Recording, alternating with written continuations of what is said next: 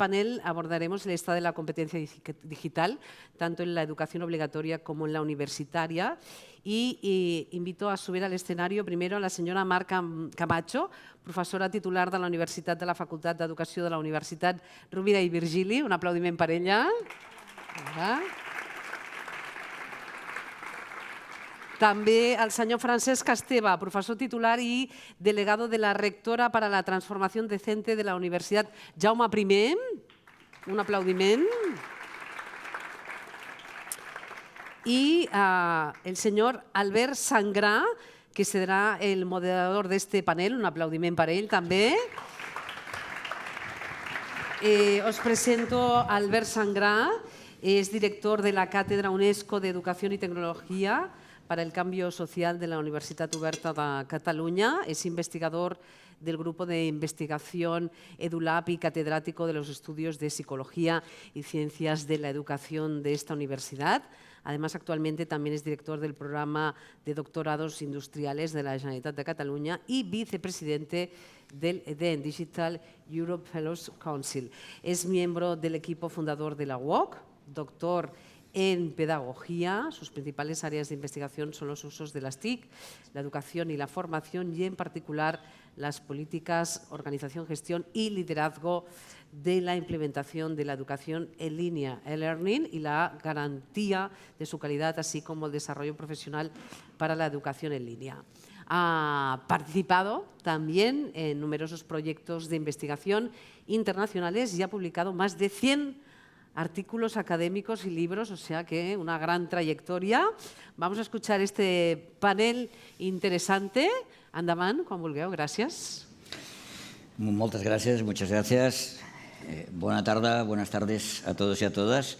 Bien, en primer lugar, me gustaría agradecer a la organización la invitación a moderar este panel y a reencontrarme con mis colegas Mar y Francesc y poder compartir este rato también con todos vosotros. Bien, como la presentación que me han hecho a mí ha sido demasiado larga, yo me veo obligado a presentaros un poco más a vosotros también, ¿no? Porque al final ellos son los protagonistas fundamentalmente. Yo estoy aquí solamente para preguntar y meter un poco el dedo en el ojo, pero fundamentalmente ellos son los que nos van a explicar lo que piensan del tema que nos ocupa, ¿no? Mar Camacho, además de profesora de la Universidad Rovira i Virgili, es responsable del grado de Pedagogía en esta universidad y es exdirectora general de Innovación, Investigación y Cultura Digital del Departamento de Educación de la Generalitat de Cataluña.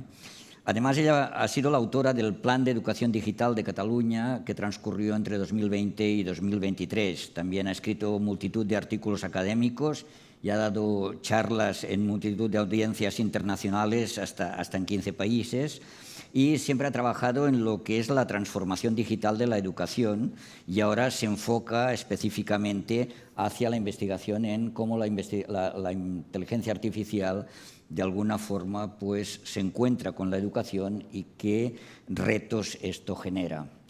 Por otro lado, Francesc Esteve, él es delegado de la rectora para la transformación docente en la Universidad Jaume I. Él coordina el grupo de investigación en enseñanza, aprendizaje y tecnología y el grupo de innovación educativa EduBot de la misma Universidad Jaume I de Castelló. Trabaja fundamentalmente sobre temas relacionados con la tecnología educativa y la formación de los docentes y sobre con proyectos de investigación sobre innovación y educación en general, ¿no? Él es miembro de la asociación EduTech y también de la asociación Nova2, que es, iba a decir, como una EduTech del País Valencià, básicamente, ¿no? Bien, también ha publicado multitud de artículos en distintas revistas y anteriormente había sido investigador de la Cátedra UNESCO de Gestión y Política Universitaria en la Universidad Politécnica de Madrid. Bien, creo que como mínimo ahora estamos más o menos situados, ¿verdad? Y entonces podemos empezar con la discusión que nos ocupa hoy. Ustedes habrán visto que el título de la mesa o del panel es Las competencias en la era de la inteligencia artificial, ¿dónde estamos y hasta dónde queremos ir? Pero les voy a hacer un matiz. Por supuesto que si ahora nos pusiésemos a hablar de las competencias en esta era, podríamos estar toda la tarde hablando de competencias, parte de mañana por la mañana y ya, digamos, podría ser todo el día, ¿no?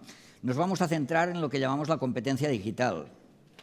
Y, por lo tanto, para centrar la discusión, voy simplemente a leer cuál es la definición de la competencia digital para que podamos situarnos adecuadamente en la discusión. La competencia digital implica el uso seguro, saludable, sostenible, crítico y responsable de las tecnologías digitales para el aprendizaje, para el trabajo y para la participación en la sociedad, así como la interacción con estas. Incluye la alfabetización en información y datos, la comunicación y la colaboración, la educación mediática, la creación de contenidos digitales, incluida la programación, la seguridad, incluido el bienestar digital y las competencias relacionadas con la ciberseguridad, asuntos relacionados con la ciudadanía digital, la privacidad, la propiedad intelectual, la resolución de problemas y el pensamiento computacional y crítico. Casi nada. Parecería que bien, vamos a trabajar sobre eso, pero hace ya cerca de 20 años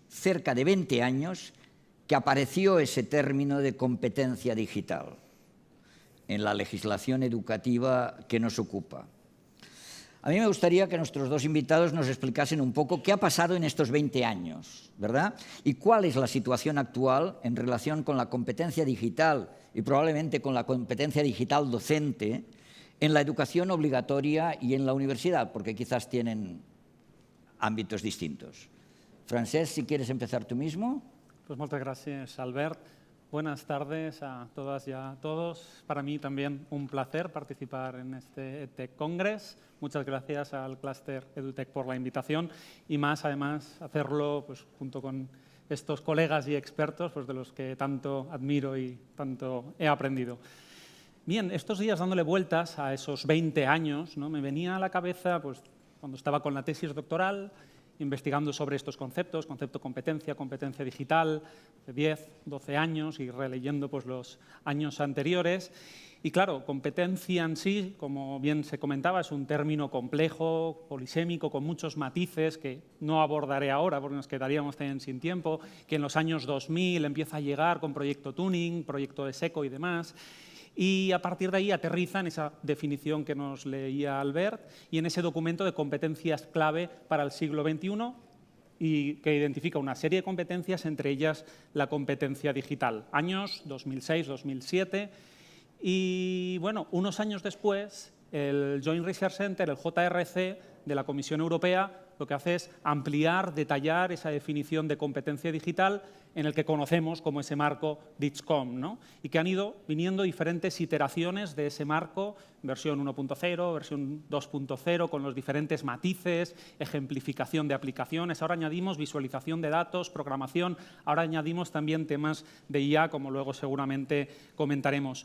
Y ya también en año 2010, 2012, empezamos a hablar también de ese uso de la competencia digital aplicado al ámbito docente, a la responsabilidad docente, ¿no? O lo que después ya empezaríamos a utilizar comúnmente como competencia digital docente. Y ahí había muchas instituciones internacionales, UNESCO, ISTE, también diferentes autores. Recuerdo, por ejemplo, Rune Krumsvik, de la Universidad de Bergen, también como esta mañana, que empiezan a trabajar ese concepto de competencia digital docente. Y claro, ¿qué ha pasado en estos 20 años? ¿No? Porque han pasado muchas cosas, obviamente, y entre ellas, bastante recientemente, una pandemia. De ahí también se derivan una serie de fondos de recuperación que lo que hacen es poner el foco en esa necesaria competencia digital y competencia digital docente y también amplían las posibilidades de formación, de certificación en esos ámbitos. Yo me centro brevemente en el ámbito universitario porque también, como antes decía Albert, son las responsabilidades que ahora de gestión me tocan y yo creo que en parte ha pasado algo similar, por ejemplo, en el término competencia. Años 2000 también empezamos a oír hablar mucho de competencia, Espacio Europeo de Educación Superior, Plan de Bolonia, todas las universidades se tienen que adaptar y yo creo que ahí hay universidades que desde un principio apostaron por tener un modelo que identificara esas competencias, por creérselo, y hay otras universidades que a lo mejor pues, ha sido más bien a nivel formal, ¿no? Que han adaptado sus guías docentes y demás, pero porque tocaba hacerlo. Sobre el concepto competencia digital, en parte ha pasado algo parecido, ¿no? Si miramos, hay muchas universidades que en sus planes de estudio vemos diferentes competencias, habilidades relacionadas con esta competencia digital, gestión de la información, creación de contenidos, comunicación, pero hay pocas universidades que tengan un plan decidido de competencia digital, que realmente apuesten por eso como algo nuclear e importante para sus estudiantes. Y respecto a competencia digital docente, y con eso termino, yo creo que en parte ha sido un poco diferente.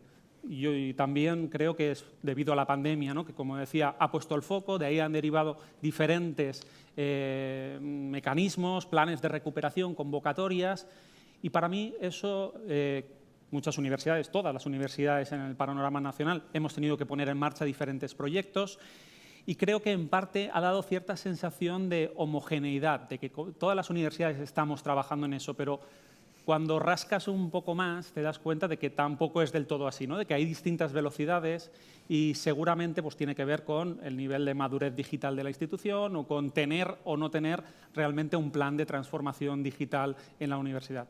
Eso como algunas ideas. Muchas gracias. Mar, tú vienes de la universidad, pero tienes una amplia experiencia en el ámbito escolar o de la educación obligatoria, ¿no? ¿Cómo podrías complementar justamente lo que ahora acaba Francesc de decir respecto a la universidad con respecto al ámbito de la educación obligatoria y de la universidad si quieres también, pero en cualquier caso focalizando sobre eso? Sí, bueno, en primer lugar también buenas tardes a todos. Agradecer al Clúster EduTech pues, la invitación por formar parte de esta mesa redonda. Comparto también el honor y el placer de estar aquí tanto con Francesc como con Albert, a quien conozco desde hace muchísimos años y hemos trabajado juntos también.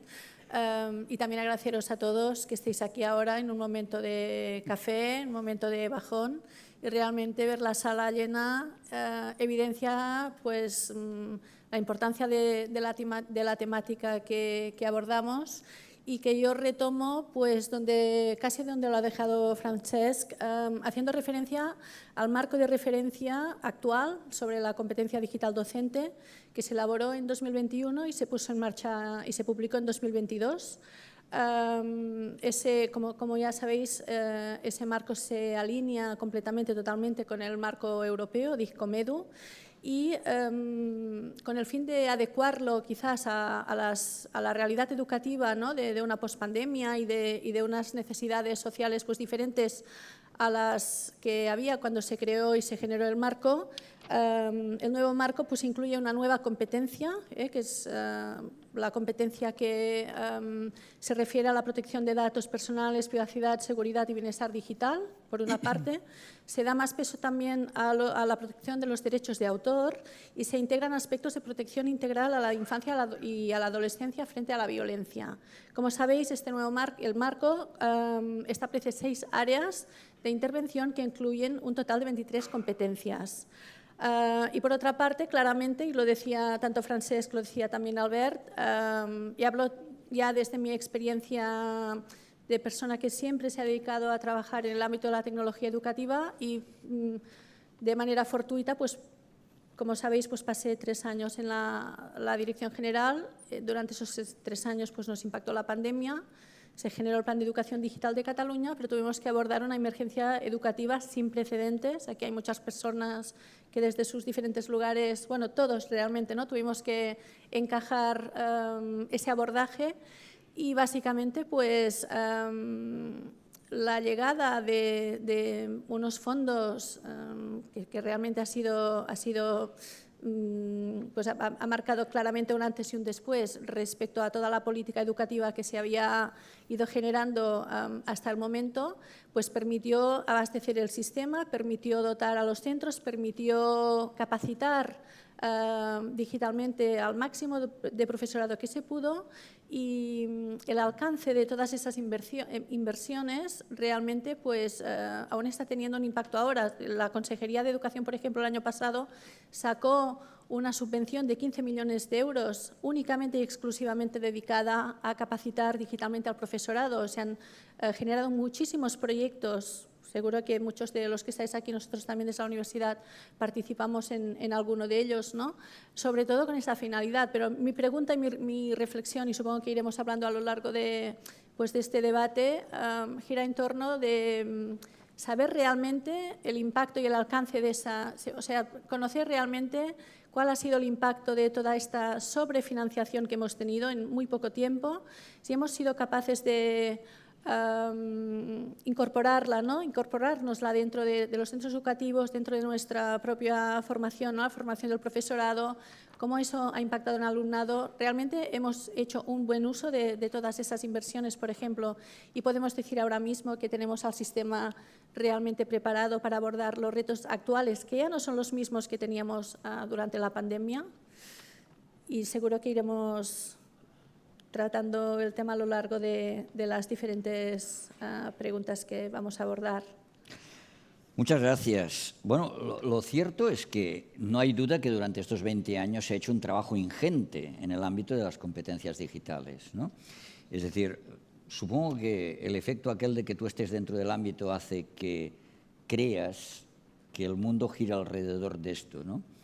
Pero probablemente cuando tú te sales de ese ámbito, no sé si la impresión que uno tiene es exactamente la misma o no, porque después de estos 20 años en los que se han repetido los discursos sobre la competencia digital, la necesidad de eso, tras la pandemia, lo que comentaba Francesc de que, bueno, todos reaccionamos, pero quizás tampoco todos lo hicimos de la misma forma o todos no nos lo hemos creído de la misma manera.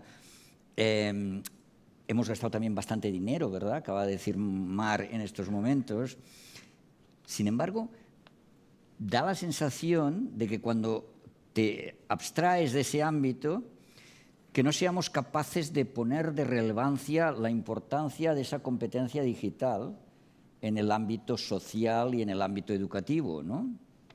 De hecho, si nos fijamos, en estos últimos años, yo diría que en estos últimos pocos años, se ha reavivado un cierto movimiento reaccionario en relación con la tecnología, con las pantallas, más concretamente con el uso de la tecnología con finalidades educativas, porque nadie duda de utilizar la tecnología y, de hecho, si a alguien que está cuestionando esto le quita su cuenta de WhatsApp, seguramente se quejará muchísimo, ¿no? Porque la tecnología debe ser mala solo para unas cosas y probablemente buena para otras, ¿no? ¿Qué ha pasado? ¿Qué es lo que no hemos hecho bien en ese periodo de tiempo para que el resultado ahora sea este? Yo he empezado listando aquellas cosas que, a mi entender, sí hemos hecho bien, y estas han sido, sobre todo, insistir mucho en el discurso, insistir hasta la saciedad sobre esta importancia que tiene la competencia digital, la educación digital en general también en el marco del siglo XXI. Intentar sacar también muchos proyectos e iniciativas que también suponían avances metodológicos, ¿no? Incorporación pues, de metodologías como la Flip Classroom, la gamificación, los mundos virtuales, la realidad 3D, se hablaba el compañero también, y también el replanteamiento de cómo ir incorporando aquellas otras tecnologías emergentes que en algún caso son disruptivas, como la propia inteligencia artificial, de la que vamos a hablar después, en el marco del proceso de enseñanza y aprendizaje, ¿no? Otra cosa que pienso que hemos hecho bien ha sido facilitar la incorporación de muchos actores, muchos stakeholders, en este diálogo sobre la educación digital, ¿no? Esta mañana incluso yo venía en el tren porque venía de participar en otro congreso en Málaga ayer y he visto una diapositiva y coincidía perfectamente con el listado de todos estos agentes que pivotan alrededor de la acción educativa, ¿no? del mundo educativo, y con los que no nos queda otra que trabajar con ellos. Y hablaría pues, desde las propias universidades, cómo encajamos la investigación, la generación de evidencias que puedan informar después las políticas educativas, esa sería para mí la primera colaboración de la que nunca podríamos prescindir, y pienso que este tiempo sí se ha hecho bien. También la incorporación, pues, por ejemplo, de la inspección de educación, las empresas, ¿no? Pienso que este propio congreso ya es un ejemplo de esta colaboración entre los diferentes actores, ¿no? Porque todos nos necesitamos de alguna manera unos a otros y todos tenemos, no nos queda otra que trabajar en red y trabajar juntos. Las familias, las entidades, los movimientos de renovación pedagógica, los colegios profesionales y sobre todo pues destacar. Eso ya se recogía en el propio Plan de Educación de Cataluña y también queda recogido en otros planes de educación digital de otras comunidades autónomas, ¿no? Esta visión, sobre todo, de avanzar, de transformar la sociedad a través de la educación y, finalmente, establecer pues, estos tres niveles, ¿no? El estudiantado, por una parte, el profesorado y el centro educativo, sobre los cuales pivotaría pues, y pivotan pues, a los marcos de referencia y también pues, las diferentes estructuras, ¿no? ¿Qué no hemos hecho bien para mí? Pues quizás no saber dar suficiente respuesta a las expectativas generadas, no evaluar desde el principio las implementaciones, el impacto de todas estas dotaciones y ahora tenemos una radiografía quizás un poco desdibujada del impacto que ha tenido pues, toda esta dotación, esta transformación digital que nos permitió la pandemia y aquí en este sentido sí tenemos que ser agradecidos a la pandemia y quizás tampoco saber acompañar al profesorado lo suficiente, ¿no? Un profesorado que se encuentra abrumado ante una avalancha pues, de proyectos, de normativa, de muchísimas intervenciones que le vienen desde fuera a la que no puede dar respuesta, ¿no? Fácilmente, pues, y después ya para acabar, esta regresión, decir que sí es verdad que hay una regresión antipantallas, pero sí es verdad que esta regresión no es una regresión que únicamente tenga lugar aquí, en nuestra casa. Esta regresión se está viviendo en muchos otros países, tanto de Europa como de fuera, que han decidido, tipo Suecia o Inglaterra, por ejemplo, que ha prohibido los móviles también recientemente.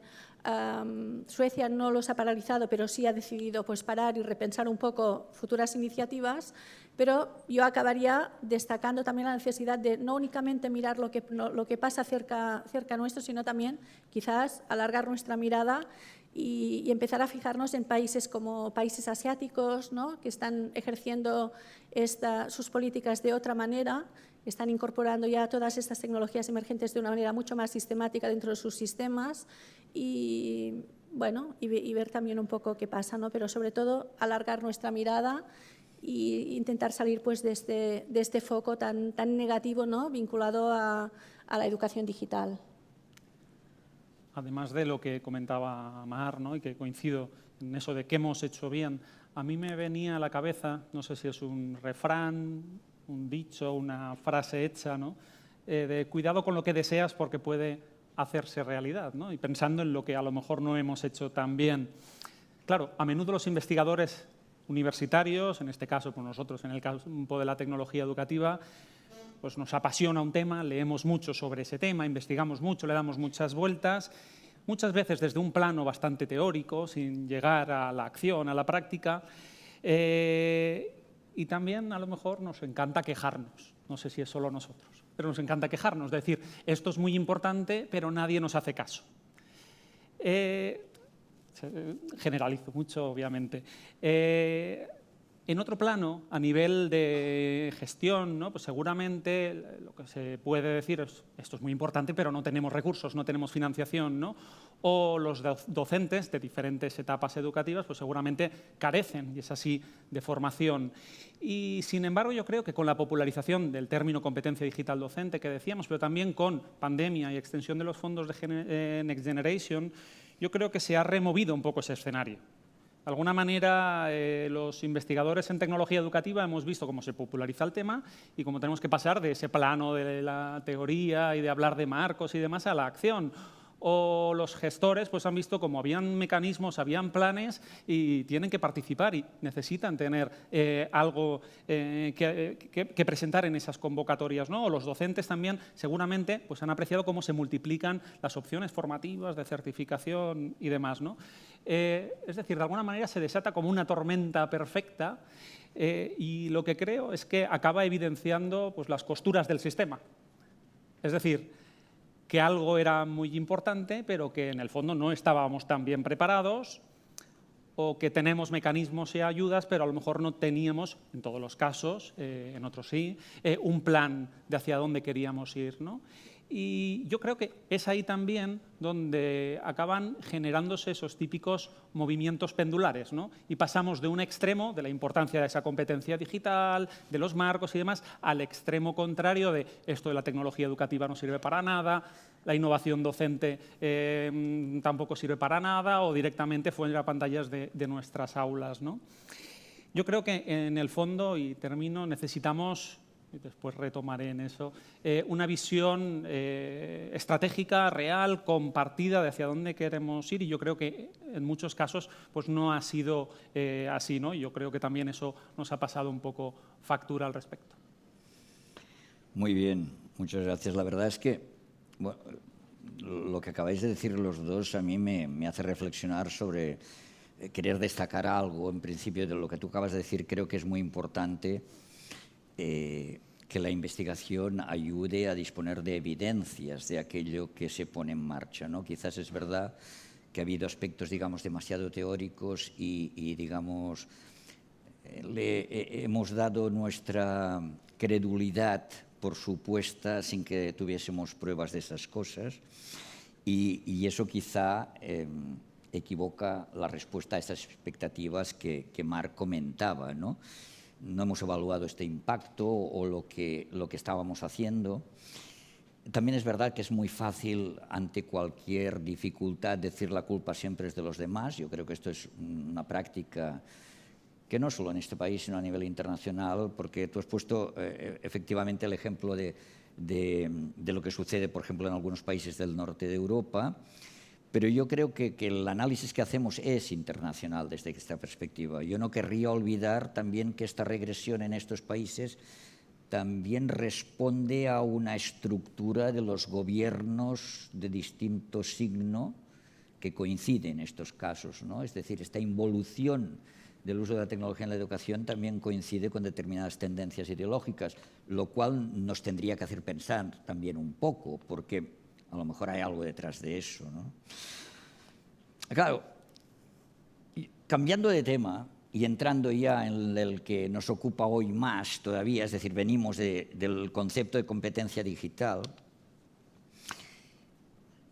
El otro día vi un anuncio en televisión. Anunciaban lavadoras. Voy a obviar la marca, pero anunciaban lavadoras y al final decían: esta lavadora te va a permitir programar los ciclos de lavado dependiendo del tipo de tejido que tú metas en la lavadora. Si es algodón, si es lino, si es otro tejido. Y tú vas a poderlo programar. Porque utilizamos la inteligencia artificial. Yo pensé, sin saberlo mi madre, ya utilizaba la inteligencia artificial cuando compró su primera lavadora, porque eso de los ciclos fue lo primero que me explicó en casa. Mira, es que puedes hacer eso, ¿verdad?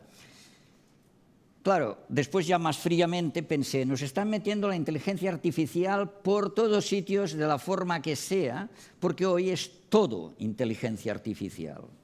Con lo cual, claro, el riesgo de que nos den gato por liebre o que nos creamos nosotros gato por liebre es altísimo en este sentido, es altísimo. Por lo tanto, el movimiento de expansión de la inteligencia artificial, digamos, ahora mismo sí que no tiene fronteras, ¿no? Y sin embargo, eso empieza en noviembre del 22, cuando aparece ChatGPT, nombre y apellidos de la primera inteligencia artificial generativa. ¿Creéis que se está trabajando la inteligencia artificial como parte de esta competencia digital de la que hablábamos antes? ¿O simplemente como el Pisuerga pasa por Valladolid, pues bien, ya nos va bien y vamos a hablar de lo mismo, pero en realidad nos importa un pepino, ¿no? Es decir, se está trabajando como parte de la competencia digital. Los marcos que tenemos hasta ahora, y los habéis referido, el Digicom Edu, fundamentalmente porque al final son la traducción al castellano y al catalán de los que tenemos aquí también, ¿son suficientemente flexibles para incorporar la inteligencia artificial? ¿Y de qué modo creéis que se tendría que hacer eso? Bueno, aquí la pregunta inicial o punto de partida sería, ¿consideraríamos que hoy en día un profesor o una profesora que no tiene adquirida ninguna habilidad, por ejemplo, vinculada a la inteligencia artificial, podríamos decir que ese profesor es competente digitalmente, por ejemplo, ¿no? Claramente los marcos que tenemos hoy en día pues no están todavía alineados con esta tecnología que ha llegado impactando de esta manera tan fuerte y tan exponencial, y de la que se anuncia también un crecimiento, sobre todo cuando se habla de la IA generativa, ¿no? Se prevé, según dicen los expertos ya económicos, ¿no? Hace poco salió un informe de McKinsey que establece ya un panorama de aquí hasta 2030, pues donde visibiliza pues un crecimiento exponencial tremendo, ¿no? El impacto de la IA en el propio mercado laboral, por ejemplo, ¿no? Cómo va a impactar. Este congreso del que vengo de ayer, justamente se trataba este tema, ¿no? Claramente, hoy en día los marcos que tenemos no incorporan todavía pues, estas nuevas líneas que deberían estar vinculadas ya a esta competencia digital docente, si hablamos de la competencia digital docente, pero sí, obviamente, permiten que pues, ya sea de manera transversal, antes lo discutíamos con Francesc, ya de manera transversal o como una nueva dimensión más, pues deberían permitir esa incorporación, ¿no? Se están generando también nuevos marcos, muchos frameworks internacionales respecto a cuáles son estas habilidades no vinculadas al uso de la IA que debería tener un docente o que debería tener, por ejemplo, un equipo directivo también. Nosotros en la universidad hemos arrancado este curso porque justo cuando hubo este boom de ChatGPT 22, en el noviembre del 22, nosotros habíamos empezado a trabajar ya con un grupo de escuelas este tema y empezamos a explorar estas habilidades vinculadas a la inteligencia artificial, ¿no?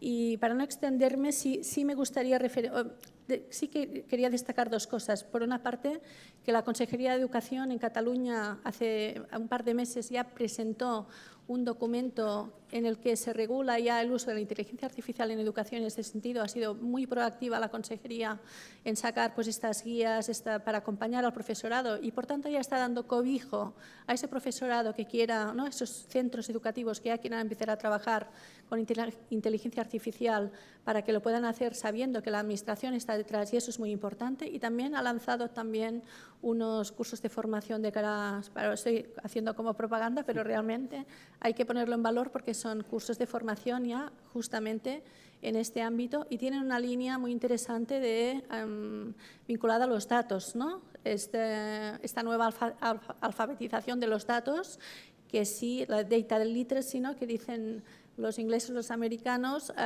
que sí debería ya formar parte de esta competencia digital, ya no de los docentes, sino también de nuestros estudiantes y también de la ciudadanía, ¿no? En Singapur, por ejemplo, sabéis, también ha sido una noticia de no hace mucho, que el Gobierno de Singapur ha sacado unos programas de capacitación para toda la ciudadanía en inteligencia artificial. Y eso, pues, quizás no debemos copiar, pero sí debemos ver hacia dónde van los tiros. Otra discusión que tenían en Singapur, nosotros estuvimos en noviembre en un congreso, era si en los libros digitales, ya aquí todavía estamos discutiendo sobre si libros digitales sí o libros digitales no, y allí la discusión es si en los libros digitales ya les incorporan la inteligencia artificial, ¿no? Por tanto, el nivel de discusión y el grado de discusión de estos temas son diferentes. Y ya para acabar, sí me gustaría desde la experiencia mencionar algunos ámbitos que podrían formar parte o bien de esta dimensión y que podrían estar pues, claramente esparcidos por las diferentes 6 dimensiones que forman parte de esta competencia digital, ¿no? Por una parte, los procesos de co-creación e interacción máquina-humano. Por otra parte, dar mucho más enfoque a la resolución de problemas, creatividad y pensamiento crítico y, sobre todo, reforzar pues, lo que os decía antes, esta parte del análisis de datos, la analítica de datos, cómo se movilizan los datos para la toma de las decisiones, que eso es realmente importante, y aquí sí la inteligencia artificial juega un papel súper importante, y finalmente tener siempre en cuenta pues, cuestiones de equidad y de formación en espíritu crítico y resolución de problemas. Francesc. A nivel universitario, pues, yo creo que también se han realizado diferentes iniciativas. Si miramos a nivel micro, pues yo creo que todas las universidades pues, han han ido sacando guías, recomendaciones, no sé si a lo mejor todos hemos generado guías y recomendaciones, Sí, pero sí que... sí. Sí, ¿verdad? Sí. También en parte yo creo que es normal, ¿no? Porque en todas las instituciones tenemos un porcentaje de docentes que han vivido esto con cierto miedo y necesitamos también proveer de ese tipo de material, y otro porcentaje de docentes que van por delante del viento y que también les vienen muy bien esas recomendaciones claras de qué pueden hacer, ¿no? Y eso yo creo que lo hemos ido combinando con asesoramiento en casos puntuales, en la Jaume I, pues con los equipos responsables de los diferentes grados de cómo aterrizarlo en sus titulaciones. A un nivel meso, bueno, muchas universidades pues hemos ido trabajando conjuntamente. Antes mencionaba pues el plan unidigital del Ministerio, que ha propiciado que muchas universidades estemos trabajando en proyectos de temas de competencia digital, no necesariamente de IA, pero que también tienen muchas relaciones, ¿no? Pues vemos el tema de creación de contenidos digitales, obviamente tiene que estar enriquecido por herramientas de IA, tema de pensamiento algorítmico, ética digital, etcétera, etcétera, ¿no? Y a nivel macro, bueno, desde CRUE, por ejemplo, hace poco se ha publicado un informe de IA generativa en el ámbito docente universitario, que yo creo que identifica esos desafíos, esas oportunidades, y también se está trabajando en generar proyectos no solo aplicados a la docencia, sino también a la investigación y a la gestión. Volviendo al tema de los marcos y de manera muy rápida. Yo personalmente tengo ciertos sentimientos enfrentados y no sé, lo reconozco, no sé si es el mejor foro para decirlo. Soy consciente de la importancia de la IA, además me gusta, trasteo y con la irrupción y crecimiento exponencial de la IA generativa, pues yo creo que es obvio, ¿no? Todas las aplicaciones y posibilidades que eso ofrece. Pero también, sin querer, me trae ciertos recuerdos de esos típicos momentos de hype tecnológico que hemos vivido no hace tanto. Sé que no es lo mismo, pero recuerdo esos movimientos de hype de los MOOC van a acabar con las universidades, o el blockchain, que también lo aplicábamos a todo, y sé que, repito, ¿no? Que no es lo mismo, pero sí que me trae ciertos recuerdos. Sobre los marcos, simplemente, yo creo que necesitamos impregnarlos de IA. Es decir, no sé si sería... bueno, no sería mi partidario de crear nuevos marcos, nuevas dimensiones solo de IA, sino ver cómo las podemos ir introduciendo en las diferentes dimensiones de una manera transversal. De alguna manera es darles una especie de barniz sobre tema de IA sin atomizarla en exceso, ¿no? Hemos escrito algunas cosas de esa necesaria competencia digital de un punto de vista holístico. Y yo creo que en este sentido, y simplemente acabo, hay alguna iniciativa, hace poco me llegaba vía Eden una iniciativa financiada por la Comisión Europea, creo que estaba coordinada por Graham Atwell, de suplementación del marco DITSCOM Edu, que lo que hace es ejemplificar, añadir buenas prácticas en cada una de esas áreas y dimensiones, y yo creo que es muy interesante y que podríamos ir por ahí. Bien, muchas gracias. Yo creo que estáis planteando aspectos muy interesantes, muy importantes, pero claro, yo también estoy escuchando sin parar lo que tendríamos que tener en cuenta, lo que significa, cómo integrar. La pregunta del millón es, vale, pero todo eso, ¿cómo lo hacemos? Porque, a ver, Francesca ha comentado lo de las guías. Efectivamente, yo le he dicho, sí, todos. Me he entretenido en ir acumulando y recogiendo todas las guías que se están creando sobre inteligencia artificial en todas las universidades españolas y algunas extranjeras. Bueno, no te da tiempo leerlas todas, ni mucho menos, pero de momento las tenemos, ¿no? Pero todas esas guías en general se han creado de una forma un tanto a la defensiva, ¿no? Es decir, la inteligencia artificial llega al mundo educativo al ataque, y nosotros nos defendemos, y sobre todo nos defendemos porque nos afecta la evaluación, porque creemos que los alumnos van a copiar. Eso es lo que nos enerva, ¿no? Porque si no hubiese sido por eso, probablemente hoy no estaríamos hablando de la inteligencia artificial en la educación, porque sería un tema más de esos que 4 locos que se dedican a la tecnología educativa pues van tratando. Pero claro, nos tocan, en catalán decimos el moll de l'os, ¿no?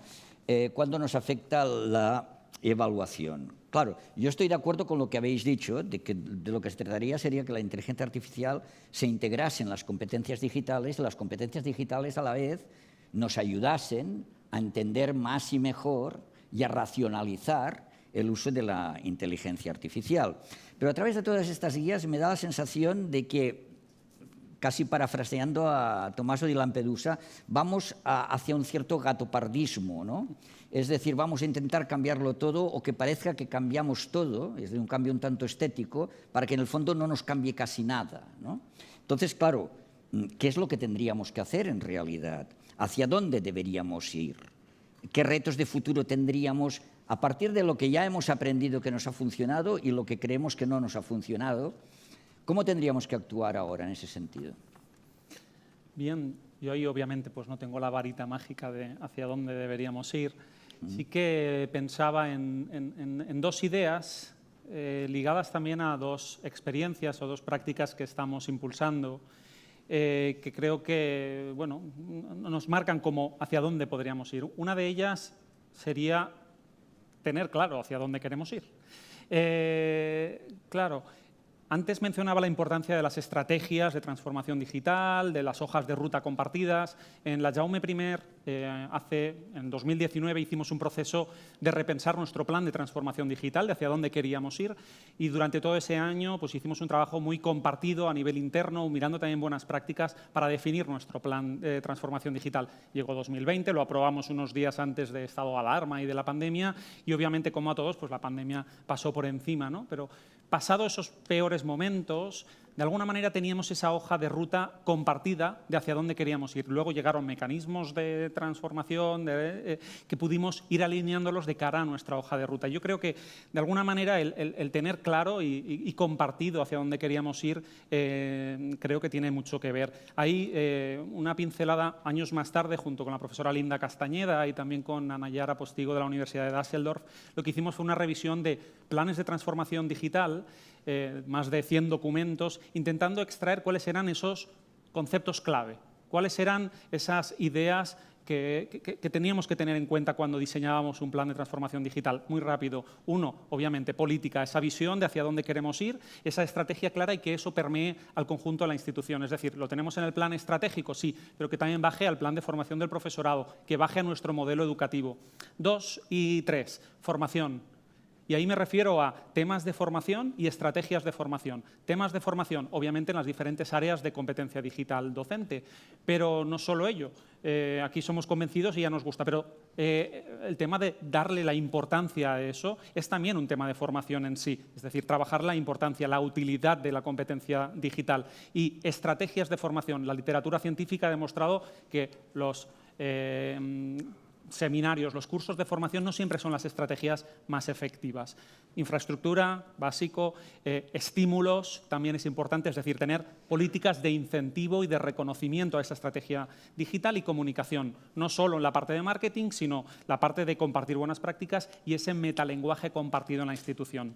Eso, tener claro hacia dónde queremos. Y la segunda idea, con eso acabo, trabajar colaborativamente. O sea, no podemos hacer ese camino solo. Necesitamos trabajar con otros y aquí simplemente quería mencionar una experiencia que estamos llevando a cabo en la Jaume I, la construcción de un nuevo centro de innovación educativa y tecnologías digitales que estamos construyendo entre la Jaume I y en colaboración con la Consellería de Educación y Universidades. Es un proyecto de más de 6 millones de euros, no entraré al detalle, pero sí que de alguna manera comentar que albergará de manera compartida lo que es servicios de formación del profesorado preuniversitarios, servicios de formación del profesorado universitarios, los servicios de creación de materiales, recursos educativos y también espacios de trabajo para los grupos de investigación. La idea es ir de una manera compartida, ¿no? y tener esa especie de hub para pasar de esa investigación teórica a esa investigación aplicada, a esa investigación basada en evidencias, a esas evaluaciones que comentabais, a la importancia de eso y de promover la transferencia del conocimiento. Son ideas seguramente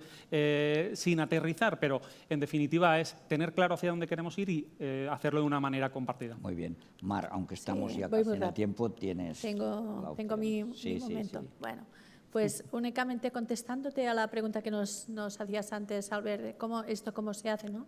Más allá de las típicas guías que parece que si hoy no tienes tu guía, casi no eres nadie, ¿no? Porque realmente es como ese escudo pues que es necesario también, ¿no?, para las evaluaciones ahora, por ejemplo, que estamos ya en las presentaciones de los trabajos finales de grado, ¿no?, cómo nos planteamos las evaluaciones cuando sabemos que nos van a llegar los proyectos, que realmente son proyectos que no son copiados, pero sí generados por inteligencia artificial, ¿no?, dónde damos el peso, ¿no? Quizás lo importante sería trasladar parte de ese peso que antes dábamos a los trabajos escritos, pues a la defensa oral, ¿no?, delante de un tribunal, donde se vea realmente que el estudiante sí ha trabajado y sí ha liderado esa investigación que está presentando, por ejemplo, y después vinculado a estos proyectos o a lo que decía Francesc, ¿no?, vinculado a la generación de evidencias que son absolutamente necesarias para implementar, pues, futuras acciones y futuras políticas,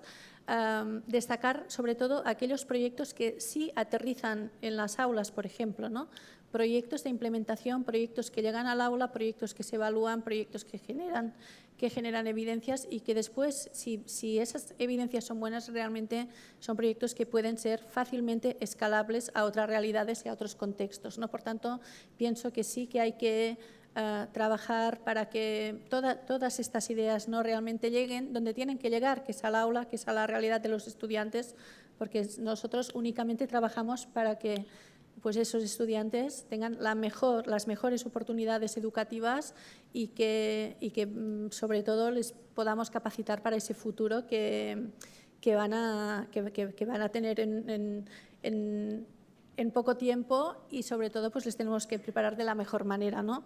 Francesc ha destacado ya un poco las ideas como más importantes vinculadas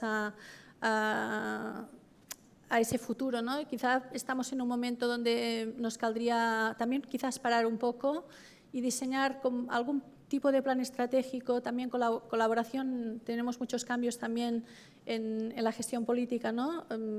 Articular, pues, quizás líneas de trabajo de futuro que vayan un poco independientes de quién gobierna o quién no, y en ese sentido, pues, diseñar un escenario de aquí a 2030 quizás, parar, pensar hacia dónde queremos ir, lo hemos dicho, y de hecho quería acabar leyendo una cita, pero sí antes me gustaría destacar sobre todo la necesidad también del desarrollo profesional continuo, ¿no?, de cómo acompañamos a un profesorado, por ejemplo, que ahora ya tenemos a mucha gente capacitada digitalmente con títulos, un B1, un B2, un C1, pero realmente, sobre todo, pues, como estamos viendo, esta competencia digital está cambiando, ¿no?